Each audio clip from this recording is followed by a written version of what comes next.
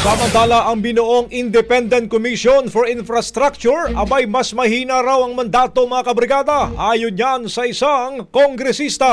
Brigada Haji Caaminyo, ibrigada mo! Brigada Live Report. Hindi sapat para kay mamamayang liberal at House Deputy Minority Leader Laila De Lima ang ibibigay na kapangyarihan sa binuong ni Pangulong Bongbong Marcos na Independent Commission for Infrastructure.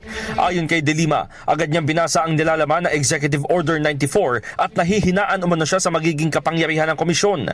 Ilan sa naging punan ni De Lima ang baliwala ang contempt power dahil taglay lang nito ay subpoena power, walang probisyon na mag-oobliga sa AMLAC o Anti-Money Laundering Council upang mabusisi kung nailabas na ng bansa ang mga kinikwestyong pondo at ilan pa.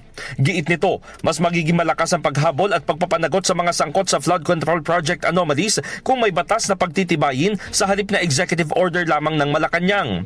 Muling ipinunto ng kongresista na mas mainam na maisabatas ang House Bill 4453 para sa Independent Commission na may mas malawak at malinaw na mandato kasama ang contempt at subpoena powers. Samantala, ngayong may binuunang komisyon ng Pangulo, makabubuti umanong itigil na ng Senado at ng Kamara ang kanikanyang investigasyon. May ilang kongresista at senador kasi anya ang idinadawit kaya maaaring mahirapang paniwalaan ng publiko kung patas ba at totoo ang magiging resulta ng investigasyon.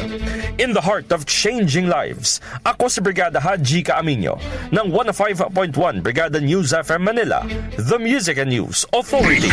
Ang bahaging ito ay hatid sa atin ng Yummy Fit ES2 Oral Drops. Simulang tuparin ang pangarap ng iyong anak. And stunting now,